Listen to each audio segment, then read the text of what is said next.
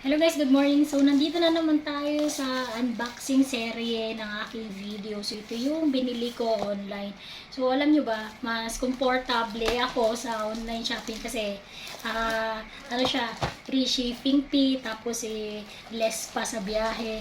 So, ito ay kitchen utensils hook para sa lababo. So, okay na pabili dahil wala pa akong sabitan ng mga gamit dito sa aking lababo. Tara guys, simulan na natin. So, kayo ba ay mahilig din sa mga online shopping? mas madali kasi, 'di ba? Na magdot na lang dun sa cellphone at magtingin ng mga mabibili mo.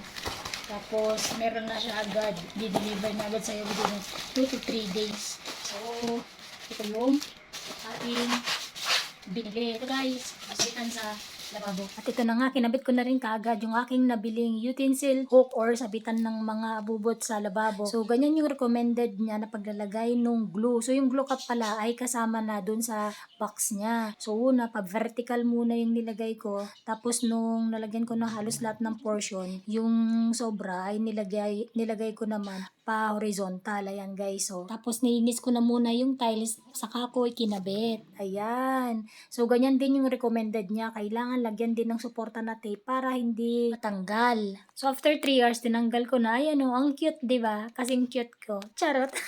So, salamat sa panunod lagi na aking mga video. Tapusin sana ito lagi hanggang sa dulo. God bless everyone. Bye!